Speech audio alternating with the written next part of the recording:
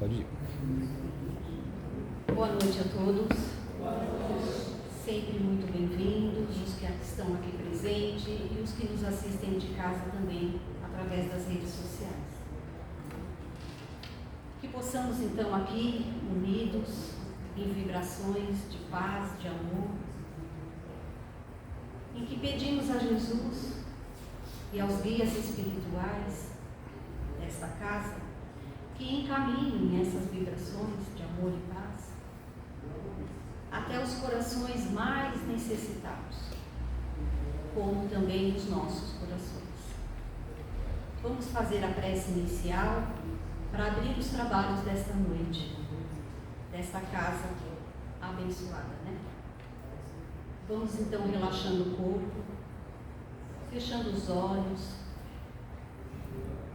desligando a nossa mente de pensamentos, de preocupações, nos conectando com a luz deste ambiente.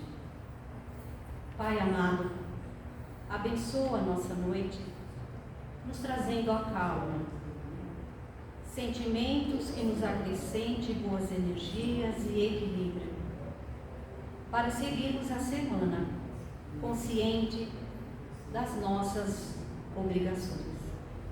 Afasta de nós as palavras que ferem, os olhares que reprovam. Livra-nos das garras do medo, auxiliando-nos a combater o mal que ainda resta em nós e que tenta nos dominar. Permaneça, Senhor, sempre ao nosso lado e que sejamos merecedores do Teu amor. Que assim seja, graças a Deus. Graças a Deus. Eu trouxe um texto hoje do livro do José Carlos de Luca, Cura e Libertação. Ele tem um vocabulário muito simples, muito fácil de entendimento e que toca muito o nosso coração. Eu escolhi um texto que se chama Bata as Suas Asas. E ele começa o texto com uma frase de um filósofo alemão que viveu no século XIX. E é um crítico cultural e um poeta. E o nome dele, eu vou até ler porque é um nome bem difícil. Friedrich Nietzsche. E esse filósofo diz o seguinte: se ficar olhando muito tempo para o abismo olhará para você. Então aí nas entrelinhas a gente já pode perceber, né, toda a reflexão que tem nessa frase, trazendo para as nossas atitudes, né, para os nossos sentimentos,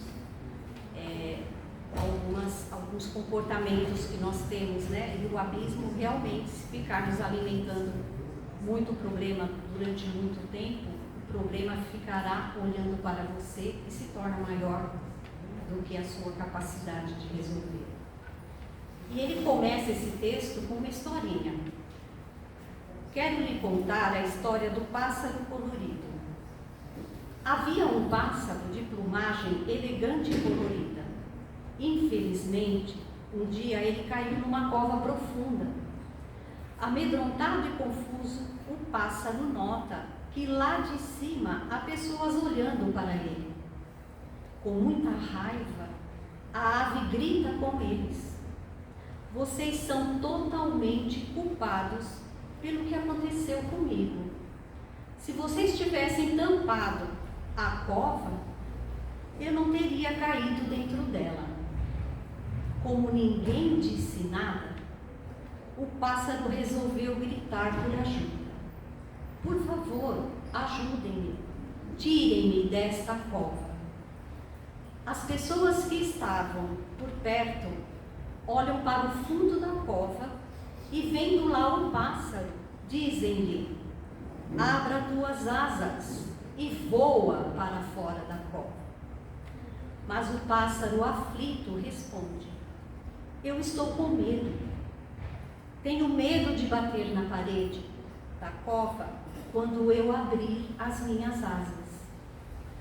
Como ninguém ninguém deu atenção ao caso, o pássaro lamentou: este é o meu destino.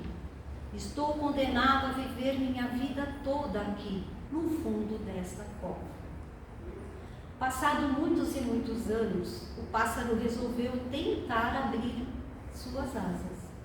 Mas agora se dá conta que não tem mais forças, está velho demais, cansado, sem energias.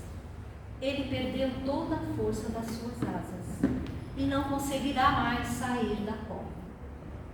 Quando eu li essa história, inevitavelmente me identifiquei com o pássaro e com algumas das condutas que ele adotou depois que caiu na cova. Acredito que você, tanto quanto eu, também esteja na cova de algum problema e deseja sair o quanto antes. Mas será que também não estaríamos agindo como aquele pássaro? Até hoje ele não saiu do buraco. E pode ser que nós fiquemos assim, se tivermos as mesmas posturas improdutivas que ele teve. Vamos conversar um pouquinho a respeito de cada uma delas? Eu acho que não vai doer muito. Aí vem a primeira frase do pássaro: vocês são totalmente culpados pelo que aconteceu comigo. Se vocês tivessem tampado a cova, eu não teria caído dentro dela. Em regra, esta é a primeira reação que temos ao surgir um problema conosco. Queremos encontrar os culpados, nos isentando de qualquer responsabilidade pelo ocorrido. Manifestamos raiva e revolta contra os outros e assumimos a posição de vítima inocente, como se não tivéssemos desencadeado o problema, direta ou indiretamente. Diretamente, porque, segundo Allan Kardec, olha esse textinho, que todos aqueles que são atingidos no coração pelas vicissitudes e decepções da vida, interroguem friamente sua consciência, que remontem progressivamente à fonte dos males que os afligem, e verão se o mais frequentemente não podem dizer: se eu tivesse ou não tivesse feito tal coisa, eu não estaria em tal situação. A quem, pois, culpar de todas as suas aflições, senão a si mesmos? Nós somos a fonte de onde se originam os males que nos afligem. Não existe o acaso. E nós temos também no Evangelho segundo o Espiritismo, no capítulo 5, tudo a ver com esse texto, que é as causas atuais das aflições. Existem vários parágrafos, mas eu escolhi só 3, para não ficar muito extenso, que tem a ver com as nossas reflexões sobre bata as suas asas, né? Quantos homens tombam por suas próprias faltas? Quantos são vítimas de sua imprevidência, de seu orgulho e de sua ambição? Outra frase: quantas pessoas arruinadas por falta de ordem, perseverança, disciplina, por má conduta e por não terem limitado seus desejos. Outra: quantos pais são infelizes com seus filhos, porque não combateram suas más tendências no princípio, por fraqueza ou indiferença, deixaram-se desenvolver neles os germes do orgulho, do egoísmo e da tola vaidade que cegam o coração. Então é aquele caso, né? Da criança já desde pequenininha irmos lapidando as suas tendências, porque ali mora o espírito. Aquela é uma criança, mas dentro dela ali, organizando, manipulando existe um espírito já vivido.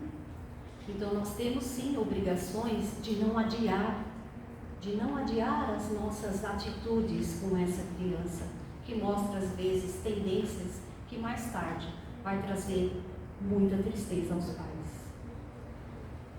Então, tudo tem causa, né, na nossa vida. E essa causa está em nós, por aquilo que fizemos ou por aquilo que deixamos de fazer, sim. E quando o pássaro fala que ele tem medo de bater as asas na cova e se machucar, essa reação dele é muito comum em nós. Porque às vezes a gente, para resolver as nossas dificuldades, nós sabemos que vamos passar por um caminho e nós vamos sentir algumas dores.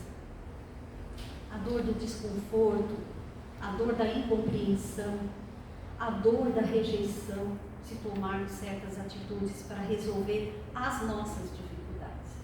E aí o que a gente faz para não sentir essas dores? A gente vai adiando e o problema está ali dentro de nós, às vezes nos adoecendo, a curto prazo às vezes nos adoecendo. Então a gente precisa tomar muita cautela com as nossas decisões e pensar muito nos nossos problemas, nas nossas dificuldades e encará-los. Não é fácil, gente, não é fácil. A gente tem no nosso baúzinho muitas coisas que a gente vai trancando. E quando menos percebermos, estamos adoecidos por falta de coragem, né? Como o pássaro, o que ele fez? Medo de machucar a asa. Agora pensa bem, a dor dele que ele fosse sentir ao abrir as asas e tocar na parede da cova ia ser insignificante perto do prêmio da liberdade que ele ia ter o resto da vida. Não, ele não conseguiu, ele ficou na cova do problema dele. Medo de sentir dor. E nós temos medo de sentir dor. E não é dor física que eu estou falando. É essa dor que eu falei, do desconforto, da rejeição, do julgamento. E a gente deixa de resolver as nossas pendências por causa disso. Nenhuma transformação positiva acontece por milagre, gente. Nenhuma transformação positiva acontece sem trabalho. Vai doer, vai ter trabalho, mas a gente vai colher a nossa liberdade, sim. Liberdade de muitas coisas que nós precisamos para encontrar a nossa paz. E essa libertação, ela implica em algumas renúncias. Mudança de comportamento, sabe? Parar de frequentar alguns lugares, evitar a convivência com certas pessoas, deixar alguns hábitos que não nos trazem nada de bom e a gente adora, né? Alguns hábitos que temos e que não vai nos levar a nada. Então são renúncias, sim. Vai doer? Vai doer. Tem só um minuto. Eu ia falar do caso dos diabéticos. Então o diabético, o que ele faz? Quando ele descobre que ele tem a diabetes e que ele precisa cortar o açúcar. Vai ser difícil, muito difícil, porque um doce é sempre bom. Aí o que o diabético faz? Ele começa a fazer como se diz, ele começa a elaborar que tomando o remédio, a insulina ou o comprimido, ele pode comer uma fatia de bolo, ele pode comer um brigadeiro. Eu estou medicado. Eu conheci uma pessoa que tomava 2 litros de Coca-Cola todos os dias, e não é da Light, da Diet, nada não, era da Coca mesmo, porque ele não aguentava ficar sem. E ele aplicava insulina 3 vezes ao dia. E eu dizia para ele, você está se matando. Sabe o que ele me dizia? Eu vou morrer mesmo. E nessa história, ele abreviou alguns anos da vida dele, sim. Então, é essas transformações que são doloridas, mas que são necessárias.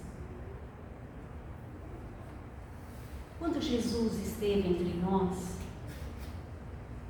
ele não prometeu resolver o problema particular de ninguém, de ninguém. Mas o que Jesus fez? Ele nos deixou o caminho que precisa ser trilhado por nós mesmos. Então é esse o caminho. Não podemos fugir dele porque nós não vamos chegar a lugar nenhum. A mensagem que eu tinha era essa para hoje. Tinha até mais algumas coisas para falar, mas não dá mais tempo. E agora nós vamos ficar então com a palestra da nossa irmã Andréia. Eu desejo a vocês um bom tratamento, um fim de noite agradável, que vocês possam sair daqui fortalecidos na esperança e na fé de dias melhores. Muito obrigada pela atenção.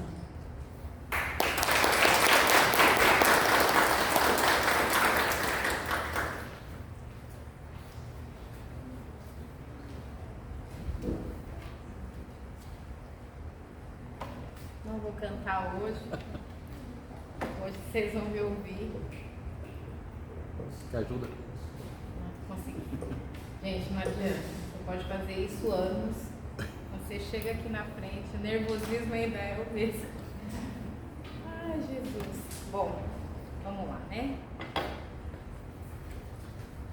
Vocês vão fazer a prece? Hã? Vocês vão fazer a prece? Não, já fiz. Não? Então, vou falar com vocês hoje um assunto um pouco polêmico. Eu estou falando isso por quê? Porque a gente vai falar sobre julgamento. Então, assim,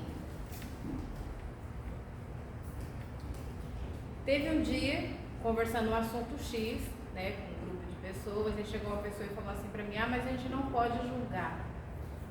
Mas eu faria isso, isso e isso. Aquilo me deu um bug, né? Eu falei, mas não pode julgar, mas está dando opinião. Como que funciona isso?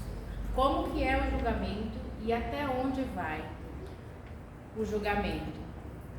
Porque hoje em dia é muito fácil a gente apontar o erro do outro, principalmente em redes sociais. A pessoa, ela praticou uma boa ação, mas tem lá milhares de comentários acabando que a pessoa fez isso para se promover, né, que ela não fez pelo bem, que ela fez aquilo para se aparecer. Como tem gente que também acaba apoiando, mas o que a gente está falando hoje, gente, nós vamos falar é sobre o julgamento, tá? Então vamos lá, como que acontece? Como que a gente tem uma opinião dentro da gente e para saber se aquilo que a gente está fazendo é errado ou não? Então vamos voltar lá atrás, da época que você era criança, das pessoas que você conviveu, com quem você viveu, situações que foram vividas, e aí o pai e a mãe dão opinião e você acaba acatando aquilo para si, achando que aquilo que o pai falou tá certo, é a opinião dele. Isso, ao longo do tempo você vai construindo a sua personalidade. Então, aquela informação que você teve quando você era criança, passou um tempo, aquilo já não serve mais. Porque você viveu histórias e teve acontecimentos na sua vida que você viu que a sua opinião a partir daquele momento era diferente. Como tem coisas que aconteceram há 10 anos atrás da nossa vida, agora, depois de adulto, que hoje em dia a gente não tem mais essa opinião.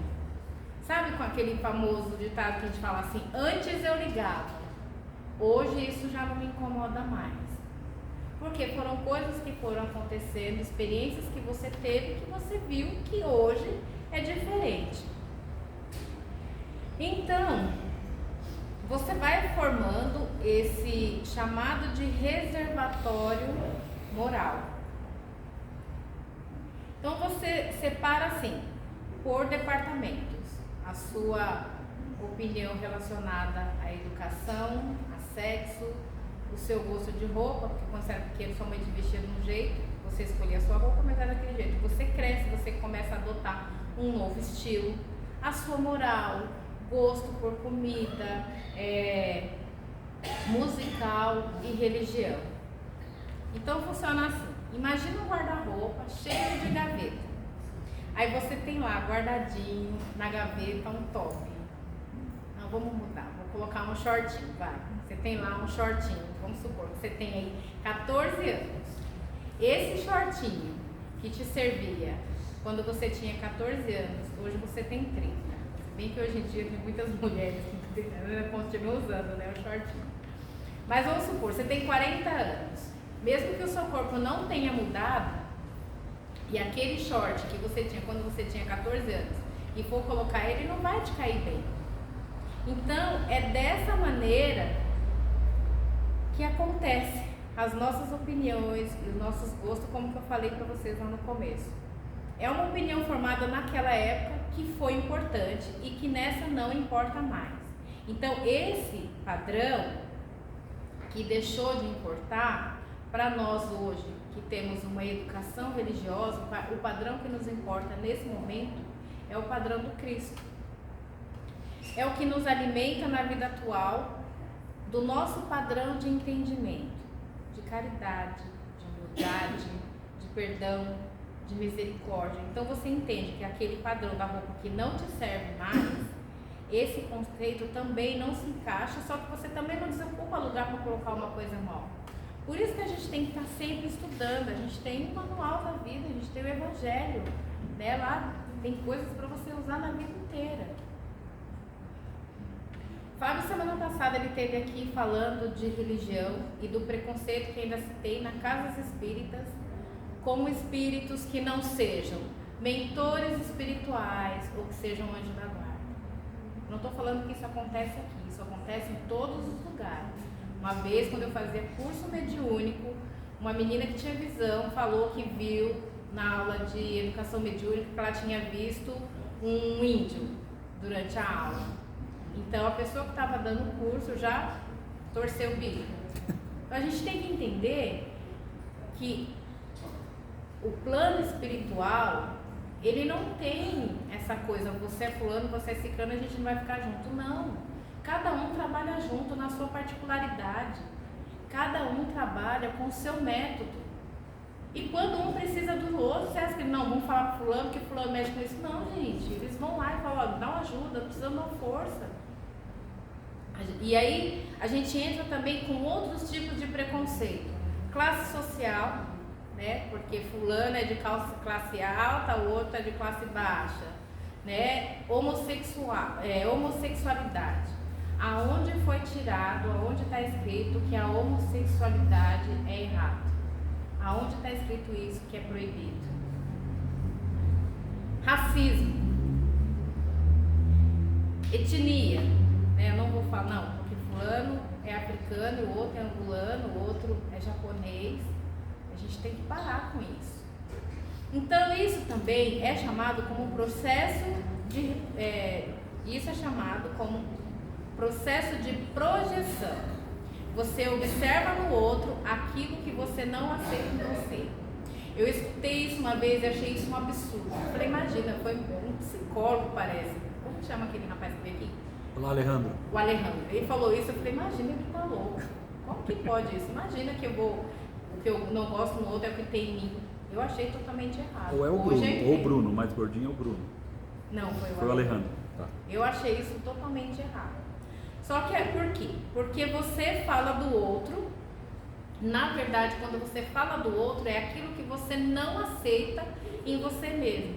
Já viu o ditado que fala, quanto mais eu falo de João, não, quanto mais João fala de Pedro, menos eu sei de Pedro e sei mais de João.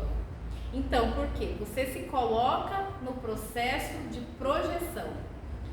A gente acha que o outro não está vivendo bem porque ele não está vivendo como eu vivo. Se ele não faz como eu faço, porque da minha maneira dá certo para mim e ele não faz dessa maneira, então está errado. A gente tem mania de achar isso. Então, querer que o outro faça o que eu faço, porque é disso que ele está precisando. Ele não precisa tomar a decisão dele porque ele está dando errado. Não, ele precisa tomar a minha decisão, porque eu fiz, deu certo. A gente adora dar palpite na vida do outro, né? A gente adora. Porque quando a Neuza falou aqui da pessoa quando dá palpite na educação do filho do outro. Os pais estão lá lutando para vencer as más inclinações daquela encarnação que já veio de não sei quando. Os pais estão ali lutando e a gente fala o quê? Se fosse comigo, eu não faria isso. Se fosse comigo, o meu filho, eu faria diferente. Está errado, gente. Cada um vai receber a cruz que merece. Cada um tem a sua missão. Não adianta achar que a missão de fulano vai ser a mesma que a minha, não. Os problemas da minha casa é diferente dos problemas da casa do meu vizinho. E quando você recebe algo parecido desse tipo, porque se fosse, você tá lá com um problema, aí chega a pessoa pra você e fala, mas se fosse eu faria tal coisa. Aí você faz o quê? Você aceita? Não, você fica com raiva, né? Tá bom. Ou então por dentro tá xingando. Então aquilo que a gente não entende, que você não entende, se cala. Se você não tem nada edificante para falar para a pessoa naquele momento, se cala. Faz a sua oração e, Deus, ajuda aí, né? Não tá precisando. Pronto. É melhor do que fazer você falar algo e a pessoa ficar chateada com você e ainda ficar com raiva de você. Vocês já ouviram a história da roupa da vizinha no varal? Era uma casa que do lado tinha uma vizinha e todo dia ela ia tomar café, ou estava na pia, olhava e via, nossa, mas o lençol dessa mulher é muito encardido. Olha só, como que pode? Essa mulher não faz nada o dia inteiro? Por que não lava a roupa direito? Todo dia ela ia lá e reclamava com o marido. Você viu o lençol da mulher como está encardido? E aí o que aconteceu? Teve um dia que o marido chegou, limpou o vitrô. Quando ela olhou a roupa do varal, na casa da vizinha, ela falou, até que enfim a vizinha mudou de sabão em pó, né? Trocou o alvejante, porque olha, o lençol dela tá limpinho. O marido falou para ela, foi eu que limpei a janela. Porque ela cuidava tanto da vida da vizinha e esquecia que a casa dela também precisava de cuidado e que a vida dela também tinha problema. É mais fácil cuidar da vida do outro, dar palpite, reclamar do outro e esquecer que a sua vida não é exemplo. A Deus já falou pra gente, né? O passarinho que caiu. Ele preferiu colocar a culpa no outro, em vez de pensar que se ele não tivesse feito, talvez ele não estaria ali naquela situação. Então, assim, a gente se dedica a ensinar o outro a viver, né? Tenta educar o filho do vizinho e descobre que só quem julga com amor é Deus. Tem um texto aqui que eu trouxe para vocês que se chama O Problema Difícil, é do livro Nosso Lar, que em espírito psicografado por Chico Xavier, do espírito Ney Lúcio, eu vou ler para vocês, tá? Vou tentar ser bem breve para não ser cansativo. Entre os comentários da noite, um dos companheiros mostrou-se interessado em conhecer a questão mais difícil de resolver nos serviços referente à procura da luz divina. Em que setor a luta espiritual se colocaria o mais complicado problema? Um grande sábio possuía 3 filhos jovens, inteligentes e consagrados à sabedoria. Em certa manhã, eles altercavam a propósito do obstáculo mais difícil de vencer no grande caminho da vida. No auge da discussão, prevendo talvez consequências desagradáveis, o genitor chamou a si e confiou-lhes uma curiosa tarefa. Iriam os 3 ao palácio do príncipe governante, conduzindo algumas dádivas que muito lhe honraria o espírito de cordialidade e gentileza. O primeiro dos filhos seria o portador do rico vaso de argila preciosa. O segundo levaria uma corça rara. O terceiro transportaria um bolo primoroso da família. O trio recebeu a missão da promessa do serviço para a pequena viagem de 3 milhas. No meio do caminho, começava a discutir. O depositário do vaso não concordou com a maneira pelo qual o irmão puxava a corça, e o responsável pelo animal dava instrução ao carregador do bolo. a fim de que tropeçasse, perdendo o manjar, e o último aconselhava o portador do vaso valioso para que não caísse. Em vez de cada um fazer a sua parte, cada um começou a cuidar da vida do outro. O pequeno séquito seguia, estrada fora, dificilmente, porquanto cada viajor permanecia atento às obrigações que diziam respeito aos outros, através das observações. Em dado momento, o irmão que conduzia o animal, ouvida a própria tarefa, a fim de consertar a posição da peça de argila nos braços, o vaso premido pelas inquietações de ambos escorrega e espatifa-se no chão. Com o choque, o distraído orientador da corça perde o governo do animal, que foge espantado, abrigando-se em uma floresta. O carregador do bolo avança para assustar-lhe a fuga, intentando-se pelo mato adentro, e o conteúdo da prateada bandeja se perde totalmente no chão. Desapontados, os 3 rapazes tornam-se à presença paterna, apresentando a sua queixa e a sua derrota. O sábio sorriu e explicou: aproveite o ensinamento da estrada. Se cada um de vocês estivessem vigilante na própria tarefa, não colheriam as sombras do fracasso. O mais intricado problema do mundo, meus filhos, é que cada homem cuida dos próprios negócios, sem se intrometer nas atividades alheias, enquanto cogitamos a responsabilidade que compete aos outros. Então, assim, se cada um fizesse a sua parte, cada um tinha conseguido completar a sua tarefa. Mas não, né? É mais fácil cuidar da vida do outro. Então, analisando esse texto, a gente tira a seguinte conclusão: que a gente aprende com o outro, independente de classe social. Se você tem menos estudo ou não. Divaldo conta pra gente um caso, numa reunião mediúnica, que ele tinha uma médium que ela era analfabeta. E era uma médium que conduzia uma reunião mediúnica como ninguém. Ela não sabia ler, não sabia escrever. Mas era de uma moralidade impecável.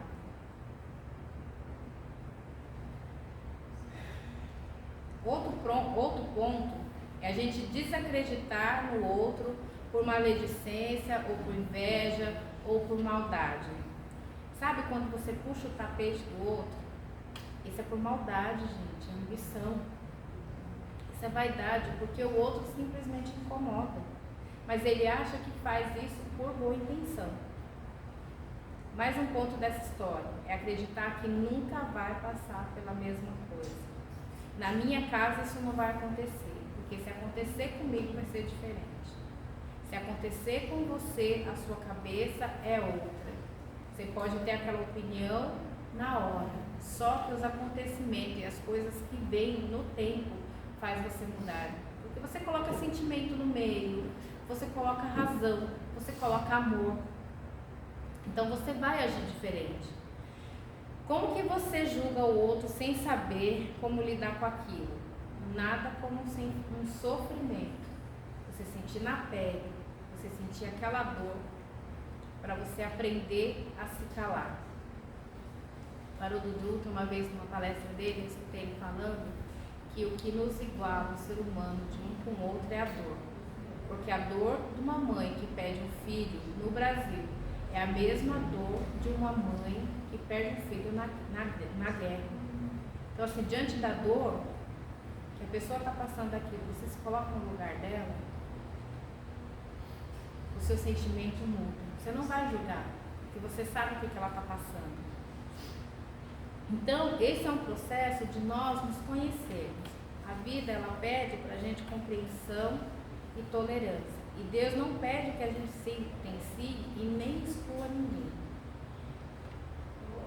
Ele só pede que a gente compreenda o nosso próximo. Quando tem a dificuldade de compreender, então substitua por alguém que você ama.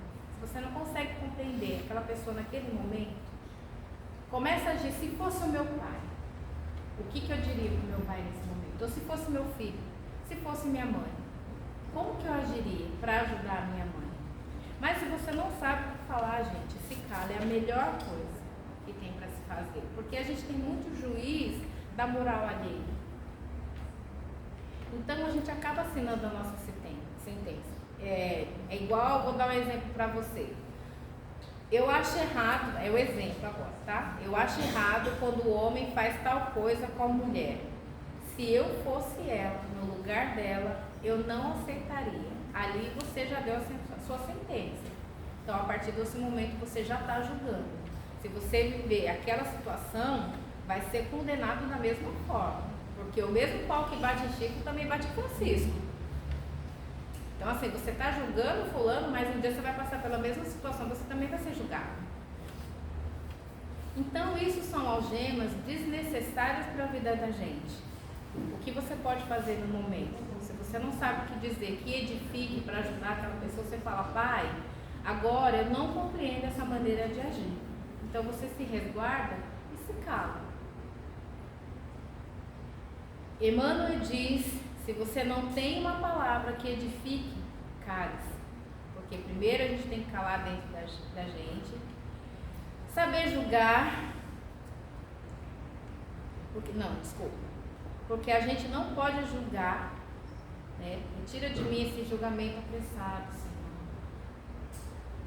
Eu comece a ver o meu irmão, né, com a luz do amor, que é a luz do amor do Cristo, da maneira que ele vê a gente. Sabe a música do Raul lá que fala?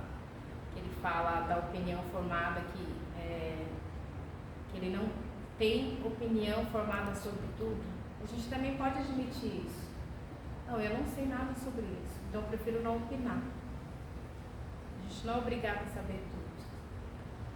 Nós somos espíritos em formação, senão a gente não estaria aqui. Se a gente fosse espírito evoluído, não estaríamos aqui nesse planeta, a gente ia estar em outro lugar. Então a gente tem que trabalhar o quê?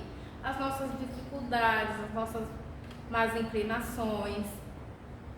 A gente tem que agir de acordo com o padrão evolutivo dele. É difícil, gente. Não pensem vocês, eu nunca vou chegar ao nível de Jesus. Pode, você pode começar de agora, não vai ser nessa encarnação.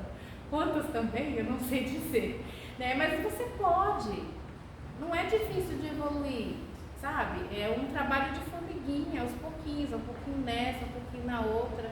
Eu tenho certeza que você é melhor hoje nessa encarnação do que há 4 encarnações atrás. O que fulano fez vai te dar conta. O que fulano fez vai ter que dar conta. Que Deus dê força para ele superar e aprender, porque ele vai ter que fazer os seus resgates. Vocês não viram aí, né, o que aconteceu, né? Uma menina que foi morta, aí já tem 3 pessoas envolvidas. A gente não tem que julgar por que fez, por que fez isso, o que a menina fez. A gente não tem que julgar. A gente tem que pedir a Deus para dar força para que ele possa depois conseguir completar o seu resgate. No livro Boa Nova, na lição Pecado e Punição, já falei para vocês que eu gosto muito desse livro, fala sobre a punição da mulher adúltera. Você já ouviu falar? Alguém mais já ouviu falar? Tirando o Fábio daqui na frente. Como que funciona? Essa mulher adúltera, ela havia traído o marido, e pela Torá, toda mulher que fazia isso com o marido, ela tinha que ser apedrejada. Então estavam vários ali julgando essa mulher e jogando pedra nela. Então chega Jesus, e Jesus estava lá, sentado no chão, escrevendo alguma coisa. E aí falaram para Jesus, porque se ele estudava as leis, eram as leis da época, ele tinha que saber que aquilo é errado. E Jesus disse: quem não tem pecado, que atire a primeira pedra. E aí, os primeiros que saíram foram os mais velhos. Depois foram os outros que começaram a sair. Só que Jesus continuou ali, escrevendo. E aí ela começou a chorar e Jesus pergunta para ela: mulher, onde estão os seus juízes? Ninguém te condenou? Também eu não te condeno. Vai e não peques mais. Então João se se aproximou de Jesus e interrogou: mas mestre, por que não condenastes a meretriz de vida infame? E aí Jesus olhou para ele e disse: quais as razões que aduzes em favor dessa condenação? Sabes o motivo por que essa pobre mulher se prostituiu? Terá sofrido alguma vez a dureza das vicissitudes que ela atravessou em sua vida? Ignoras o vulto da necessidade e das tentações que a fizeram a sucumbir no meio do caminho? Não sabe quantas vezes tem sido ela objeto de escárnio dos pais, dos filhos e dos irmãos das mulheres mais felizes? Não seria justo agravar-lhe o padecimento infernal da consciência pesarosa e sem rumo? Então João diz: não está escrito que os homens pagarão ceitil por ceitil aos seus próprios erros? E Jesus mais uma vez esclarece: ninguém pode contestar que ela tenha pecado. Quem estará irrepreensível na face da terra? Então, assim, Jesus sabia que ela havia pecado. Sabia que ela era uma infratora da lei, segundo a lei da Torá, que era a lei deles. Mas se Jesus não condenou, por que eu posso condenar ou desistir de alguém? Porque Jesus não desistiu de nós. Nós também cometemos erros no nosso passado, não só nas outras encarnações, como nessa também. E Ele não desiste de nós. Deus não desiste nem dos suicidas. Quantas e quantas vezes eles vêm para tentar mais uma vez, para ter mais uma chance? Se Deus não desiste de nós, por que a gente tem que desistir do outro? Mas quando Ele diz não peques mais Ele demonstra que aquele comportamento estava fora da lei. Ele não deu seu sermão, não deu lição de moral. Por que você fez isso? Ou por que você... O que você estava pensando na hora? Por que você agiu assim? Não, Jesus não falou isso para a mulher adulta. Ele só falou para ela: vai e não peques mais. Mostrou para ela que o seu comportamento era inadequado. Então, o mestre ele mostra para a gente o quê? Que cada um de nós, a gente contém o germe divino. Nós não somos uma centelha de luz. Todos nós não temos a centelha de luz do nosso Criador. Quando essa sementinha é jogada no solo, essa semente ela enfrenta várias dificuldades até ela alcançar o solo. A semente dela ela tem que se abrir, ela precisa de água, ela precisa enfrentar vários obstáculos para subir até encontrar o calor do solo. Por que vocês acham que a gente não pode ser o mesmo? Com as nossas dificuldades, por que a gente não pode encontrar o calor de Cristo nas nossas vidas? Então, gente, o conselho que eu dou para vocês é que vocês retenham o bem. O que vocês não podem compreender, separem. O que vocês não têm opinião para dar na hora, não fala mal, não julgue, não sentencie, sabe? Guarda para você esse calmo. A não ser que você tenha uma palavra edificante para dar naquela hora, como se fosse o seu filho, ou seu pai, ou a sua mãe. Porque quando é um dos nossos, a gente trata com amor. E por que a gente não pode fazer isso com o nosso próximo, que está precisando tanto da nossa ajuda? O convite do Cristo para nós é de edificação. Ele vem buscar dentro de nós o nosso amor, não é as nossas censuras, censurando o nosso irmão. Não é os nossos julgamentos. Ele vem buscar a nossa compreensão. Quando uma pessoa vai falar para você algo que está incomodando, ela não quer ser criticada, a consciência dela já fez isso. Ela quer ser acolhida, ou pelo menos ouvida. Então a gente precisa ter um pouco mais de compreensão, humildade, tolerância, amor, para a gente caminhar junto lado a lado, para a gente tornar a nossa fase aqui na Terra mais leve, tá bom? Espero que vocês tenham conseguido entender bom, que a gente entenda bem, né? Que a gente possa usar isso no nosso dia a dia, porque isso serve para todos nós, para todos, até mesmo para a gente que é palestrante, principalmente.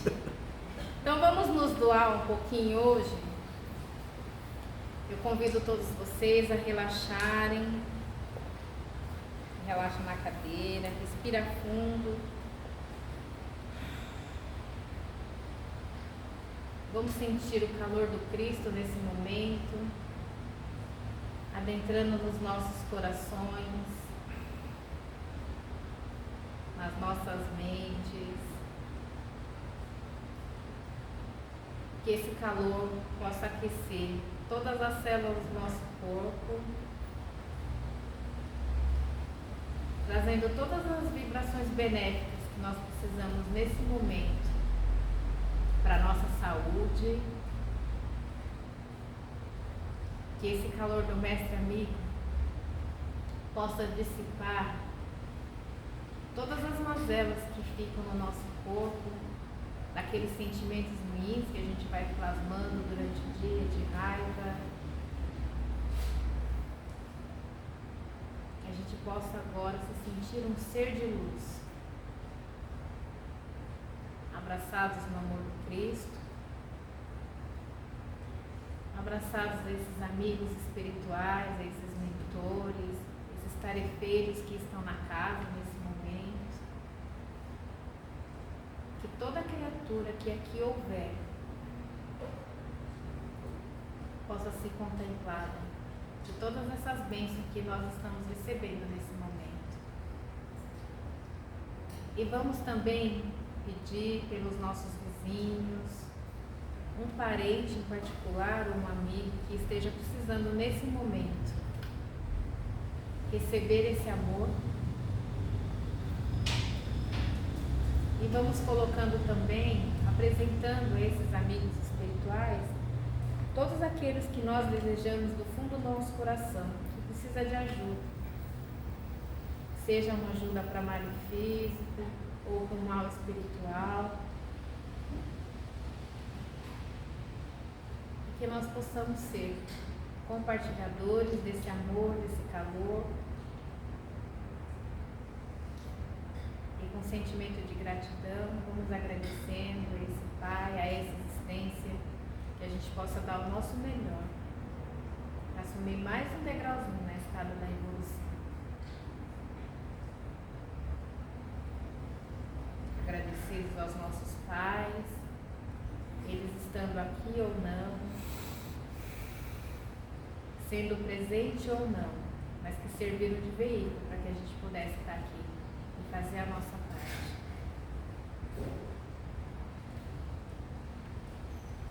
Agradecemos a oportunidade, Senhor, de estarmos aqui mais uma vez. Agradecemos também esses anjos e mentores espirituais que estão sempre conosco, nos intuindo, nos acolhendo. E gratidão, Pai querido e amado. Todas as vezes que o Senhor esteve conosco e nós envolvidos na nossa ignorância não conseguimos enxergar. Agradecemos por cada situação que passamos e hoje estamos aqui, fortalecidos. Pai nosso, que estais nos céus, santificado seja o vosso nome. Venha a nós o vosso reino. Seja feita a vossa vontade, assim na terra como nos céus. O pão nosso de cada dia nos dai hoje. Perdoai, Senhor, as nossas ofensas, assim como nós perdoamos a quem nos tem ofendido. E não nos deixeis cair em tentação, mas livrai-nos, Senhor, de todo mal. Aproveitando também esse momento que a gente está entregue a Deus, vamos liberar dos nossos corações muito amor, alegria, todo sentimento bom que a gente puder liberar nesse momento. para que a espiritualidade carregue e leve aos lugares de mais necessidade. Se for permitido e houver necessidade, que esses sentimentos possam ir até os nossos irmãos que se encontram nos hospitais espirituais. Que assim seja. Graças a Deus.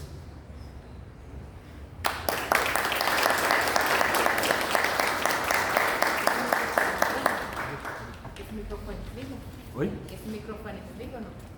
Não, pode Não? deixar aí que eu desligo. Você quer dar um recado ou quer que eu dou lá no número? Eu já desliguei aqui. Hã? Aqui eu já desliguei. Pessoal, só um recadinho rápido, relembrando